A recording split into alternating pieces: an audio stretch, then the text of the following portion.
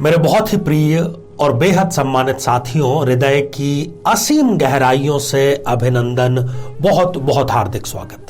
साथियों, गाड़ी, बंगला और बैंक बैलेंस, कई खुशकिस्मत लोग जब पैदा होते हैं तो ये इनको विरासत में मिल जाते हैं। कुछ थोड़े कम यदि खुशकिस्मत हो तो वो शीघ्र ही इन तीनों को जुटा लेते हैं, और कुछ उससे भी थोड़े कम भाग्यशाली हों तो शायद जीवन भर इसको जुटा नहीं पाते हैं। साथियों, इस श्रृंखला में हम चर्चा कर रहे हैं प्रत्येक लग्न के बारे में कि उस लग्न का जातक या जातिका स्वयं अपने बलबूते पर कब गाड़ी, बंगला और बैंक बैलेंस जुटा पाता है। साथियों, यदि आपका अपने लग्न से संबंधित एपिसोड देखने से रह गया है तो यहां आई बटन में हम उसका लिंक प्रोवाइड कराएंगे ताकि जाकर के आप उसको देख सकें। इस एपिसोड में आज हम चर्चा करेंगे कन्या लग्न की जन्म पत्रिका के बारे में। यदि आप भी कन्या लग्न के हैं तो आप निश्चित रूप से इस प्रश्न का उत्तर आज अवश्य ही प्राप्त कर लेंगे कि ये तीनों अर्थात गाड़ी, बंगला और बैंक बैलेंस आप कब जुटा पाएंगे। साथियों, इस पर हम चर्चा करें इससे पहले एक बेहद जरूरी सूचना कि हम हमारे प्रत्येक एपिसोड के अंत में किसी न किसी जातक के प्रश्न का उत्तर देते हैं, और ये प्रश्न हमें प्राप्त होते हैं आप लोगों के ही द्वारा YouTube कमेंट के माध्यम से। साथियों, जब भी आपको अपना कमेंट लिखना हो उससे पहले आपको लिखना है #आचार्य चंद्रकांत। अपना आप प्रश्न पूछिए, और एक बात आपको जरूर ख्याल रखनी है कि इसी एपिसोड से संबंधित एक प्रश्न आपसे इसी एपिसोड के अंत में पूछा जाएगा, उसका सही उत्तर साथ में लिखा होना बेहद जरूरी है। तो आइए साथियों, हम स्क्रीन पर कन्या लग्न की जन्म पत्रिका के माध्यम से थोड़ा आसानी से इसको समझने का प्रयास करते हैं। ये जो आप एक जन्म पत्रिका देख पा रहे हैं, ये 6 नंबर से प्रारंभ हो रही है, और 6 नंबर से प्रारंभ होने के कारण हम इसको कन्या लग्न की जन्म पत्रिका कहते हैं। बहुत ही ज्यादातर मामलों में शर्मीले जातक होते हैं। संगत का इनके ऊपर बहुत आसानी से और बहुत शीघ्र असर हो जाता है। शुक्र यहां पर विशेष स्थिति में है साथियों, जहां तक धन की, लक्ष्मी की बात है, क्योंकि कन्या लग्न की जन्म पत्रिका में धनेश कोई और नहीं बल्कि वैभव के कारक स्वयं शुक्र देव होते हैं। चल और अचल संपत्ति यदि जुटानी हो तो वो इनकी इजाजत, इनकी कृपा के बिना कन्या लग्न के जातक के लिए थोड़ा सा मुश्किल हो जाता है। सबसे पहली स्थिति, यदि इस जन्म पत्रिका के केंद्र या त्रिकोण में बुध और शुक्र की युति हो तो इस जातक को बुध की दशा अंतरदशा में, शुक्र की दशा अंतरदशा में, ये सारी चीजें, खासतौर पर ये तीनों चीजें जिसका कि हमने जिक्र किया है, वो अवश्य ही मिल जाती है। और इतना ही नहीं, ये अपने शहर का, अपने नगर का सबसे प्रतिष्ठित व्यक्ति भी बनता है। और जब वो शहर या नगर का प्रतिष्ठित व्यक्ति होगा तो वो परिवार, तो उस पर बात ना की जाए, क्योंकि वो परिवार में एक चमकता हुआ सूर्य, एक चमकता हुआ भास्कर, एक चमकता हुआ दीपक होगा, और खानदान की पहचान इनकी वजह से ही होगी।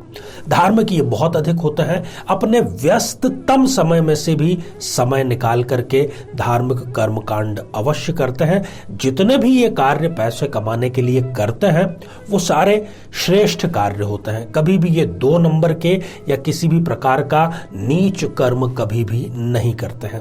ये अपने खानदान को इतना मजबूत आधार स्तंभ प्रदान कर देते हैं कि आने वाली कई पीढ़ियां फिर इन्हीं के व्यापार को आगे चला करके अपना जीवन यापन कर सकती हैं। साथियों, दूसरी स्थिति, यदि इस जन्म पत्रिका में बुध और शनि इनकी युति केंद्र या त्रिकोण में कहीं पर भी हो, क्योंकि बुध लग्नेश है और शनिदेव यहां पर पंचमेश होकर के त्रिकोण के अधिपति हैं। ये बुध की दशा और अंतरदशा, शनि की दशा, अंतरदशा, इसमें ये तीनों चीजें जुटा लेंगे जिसकी कि हमने चर्चा की है। और बुध की दशा और शनि की दशा में ये जो भी निर्णय लेंगे वो कमोबेश सारे के सारे निर्णय सही ही साबित होंगे, ठीक ही साबित होंगे, इसमें कोई दो राय नहीं है। एक यहाँ पर सावधानी इनको जरूर बरतनी चाहिए कि शनि की अंतर्दशा में इनको या शनि की महादशा में आग से विशेष रूप से सावधान रहना चाहिए। समय इनका बल्कि दूसरे परिप्रेक्ष्य में इतना अधिक अनुकूल होता है जिसको कि हम आज की भाषा में यदि कहें तो अच्छे दिन। ये जो दोनों ही दशाएं हैं ये इनकी नेटवर्थ को कई गुना बढ़ाने का कार्य करता है। ये संतों में, धर्म में बहुत गहरी और सच्ची आस्था रखते हैं और राजनीति में भी यदि ये उतरे तो एक शक्ति केंद्र का कार्य करते हैं। साथियों, तीसरी स्थिति है कि यदि कन्या लग्न की जन्म पत्रिका में लग्न भाव में ही बुध, शुक्र और शनि इन तीनों की यदि युति है तो बुध, शुक्र, शनि तीनों की ही दशाओं, अंतरदशाओं में ये व्यक्ति बहुत तरक्की करता है। ये युति जो है इनको एक ऐसे परिवार में जन्म देती है जहां पर की सारी सुख सुविधाएं सहज रूप से इनको उपलब्ध होती हैं और ये आगे बढ़ करके उसको कई गुना बढ़ाने का कार्य भी करते हैं। इनका शरीर, इनकी वाणी, इनका व्यक्तित्व बेहद आकर्षक होता है। अपने ये निर्णय तुरंत लेते हैं और इससे भी बड़ी बात है कि जो निर्णय ले लिया है उस पर ये अड़ग रहते हैं, कभी भी पीछे नहीं हटते। साथियों, चौथी स्थिति है कि पंचम भाव में यदि शनिदेव और 11वां भाव जो कि लाभ भाव है वहां पर बुध देव अर्थात दोनों ही श्रेष्ठतम स्थिति में यदि इस जन्म पत्रिका में विद्यमान हो जाते हैं तो ऐसा व्यक्ति शनि की और बुध की दशा, अंतरदशा में अपने स्वयं के बलबूते पर, अपने स्वयं के किसी न किसी प्रकार के हुनर के बलबूते पर वो गाड़ी, बंगला और बैंक बैलेंस तुरंत ही जुटा लेता है और अपने पूरे परिवार के लिए वो एक प्रकार से ऑक्सीजन का कार्य करता है, प्राणवायु का कार्य करता है। परिवार की सारी जिम्मेदारियों का निर्वहन ये ही व्यक्ति करता है। जनसंपर्क इनका बहुत अच्छा होता है। जिनसे ये मिल लेते हैं उनको कभी भूलते नहीं और नाम भी याद रखने में इनका कोई भी मुकाबला नहीं है। इनके जो रिश्तेदार हैं इनकी प्रगति से बहुत ज्यादा ईर्ष्या करते हैं। ये बहुत बड़े प्रकृति प्रेमी भी होते हैं। साथियों, पांचवी और अंतिम और बहुत ही महत्वपूर्ण स्थिति है यदि शुक्र देव इस जन्म पत्रिका में वृषभ राशि में, तुला राशि में या फिर मीन राशि में, इन तीनों में से कहीं पर भी अवस्थित हो जाएं तो शुक्र की दशा, अंतरदशा में लक्ष्मी बरसती है।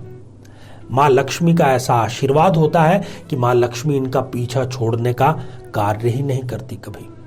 परंतु कहते हैं ना, कोई ना कोई सुख किसी न किसी प्रकार का दुख भी साथ में लेकर के आता है। वो इनको विकार दे देगा। वो किसी न किसी प्रकार का नशा, वो भी नियमित रूप से करने की आदत इनकी लग जाएगी।